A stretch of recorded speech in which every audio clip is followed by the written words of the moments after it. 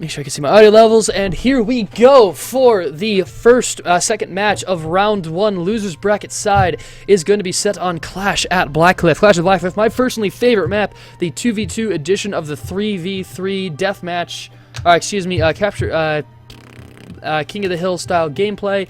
This is a map dominated by a large mountain in the center of the map with lots of rocky spires jutting out through the map, separating a lot of the spawns. We also have lots of high and low flying cloud cover, as well as many different factories, 5 in total, that provide excellent hard cover on different parts of the map. So starting off for the red team, we have once again the Narwhal. The Narwhal is a goldfish packing a Hwacha on front and Gatlings on its sides. Ship number 2 is the Ephemeral Moth.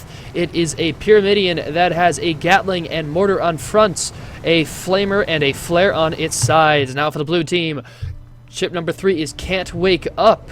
It is a Junker packing a Artemis on its front and right side, with a Gatling Banshee on its port side. Last but not least, we have Wake Me Up, which is a Spire that is going to be a Gatling on its top deck positions, a Banshee on lower, and Hwacha on main position. These ships are set where blue is in the southern spawn, red team taking the middle, what is also known as Point A, the refinery there in the center of the map. They are going to move down nice and low into this map, take some hard cover as cloud cover moves in from this west part of the map, covering them as well, preceding a chance to move and advance upward.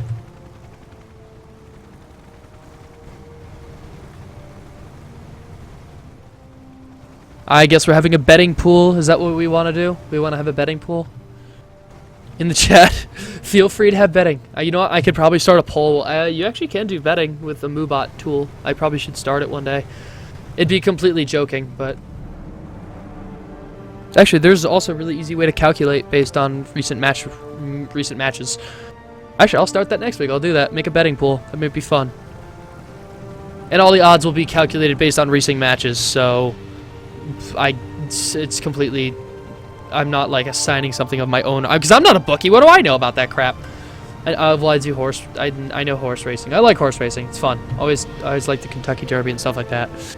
But anyways, we have right now the Narwhal and the Ephemeral moving through the center of the map as they attempt to try and find where blue is. Blue team taking the very southern route, taking along row 2 to the southernmost factory. They are trying to post up, get a little bit of a longer range, try and find out where the enemy is.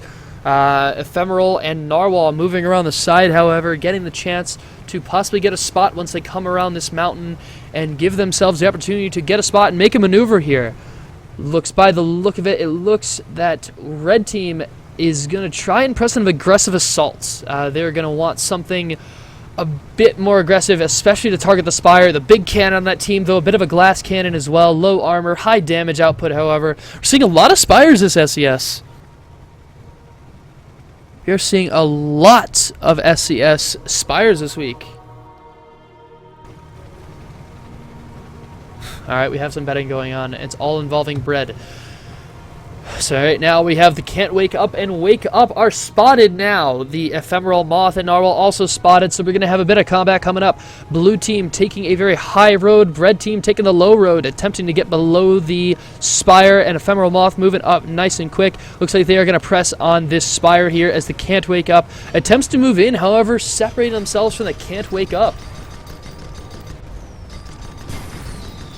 Artemis going out on the Ephemeral Moth. However, red team manages to just blow right past that Junker and move right in on the Spire.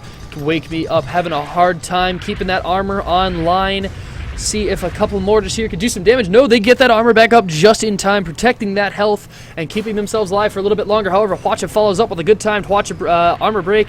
Some damage going in. Can't Wake Up, Wake Me Up, left with only about 10% of its maximum health, and I do get the Evanescence reference there. Thank you.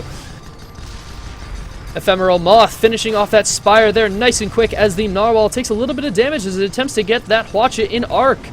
Good deck clear there by that Hwacha gunner. Some good damage taken out. Just about everything that Can't Wake Up has alive. The Ephemeral Moth now moving in to capitalize on a bit of damage. However, bottoming out against one of the metal spires, one of the refinery spires that dominate this part of the map. and down that junker goes to mortar and Hwachafire. 2-0 in favor of red. Narwhal sustaining about 10% damage. However, red team in good shape moving into this next set of combat.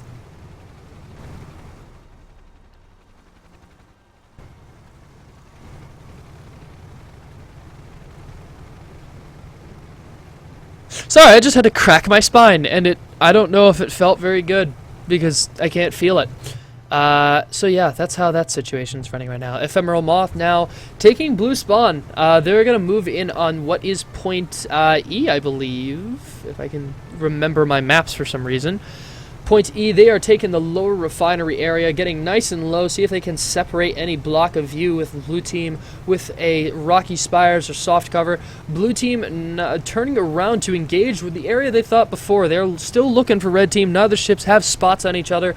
See if they can move up. Now, looking at red team right now, we have some very high damage output kind of meta right now. We have the Gap Mortar, which is a very aggressive style ship, a ship that is designed to kill an enemy as quick as possible in order to protect themselves. And we have that coupled with the Narwhal. The Narwhal is often regarded as a control style build.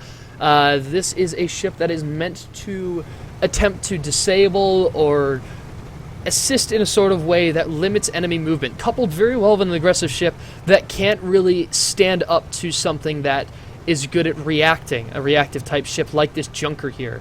However, Can't Wake Me Up, also a very aggressive ship, and having a hard time against another aggressive ship and a control build, as that ship is sunk very quickly. That Spire did not stand a chance for very long against a good ram Gap Mortar Hwacha combination of the red team. Narwhal moving in with a very good Hwacha as well.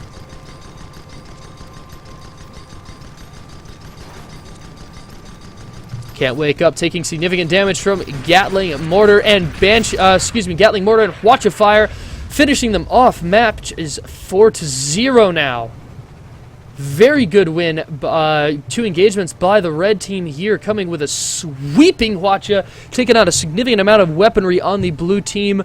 Finished up by a lot of the damage and armor breaks by the Ephemeral Moth. I hope I'm saying that right as well. No, I don't. I don't care. Anyways, right now, the Ephemeral Moth and Narwhal regrouping, and they will get a quick spot on the Can't Wake Up and the Wake Me Up. I should probably read those in the proper order of Wake Me Up and Can't Wake Up.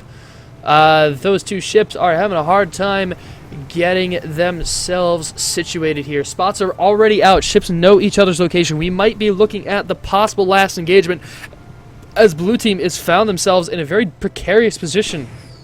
Some long-range Artemis fire moving in on the Can't Wake Up against the Ephemeral Moth. However, the Narwhal is taking a northern route, attempting to move through some of the mountain, and however, spotted despite soft cover protection.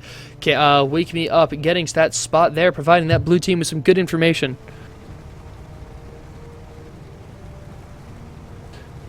And yes, so what you're saying, Tim, the Spire is not very good. It has a hard time in competitive, simply because you have some players who know how to exploit a weakness and avoid a strength. The Spire, in one respect, has an extreme strength and an extreme weakness. So what we're having is a lot of ships just know how to fight them. Also, in terms of an aggressive category, aggressive categories are, like the Spire, just a ship that is designed to kill as quickly as possible, are countered wonderfully by either a ship that is doing better as an aggressive ship or a control build, both of which are currently in play. Narwhal and Ephemeral Moth are that case. Spire also has the issue of, no, there won't be much of a buff to Spire, simply because in pub it actually stands to be a very fair balanced ship in terms of the data there. However, in competitive it's almost utterly useless, I'm going to say, in my opinion. I'm not the best competitive pilot. I do, however, compete with my cake team as the Cakes Bakers, and I don't touch the Spire. I wouldn't dare touch it. I also don't touch the Pyramidion, but that's just me.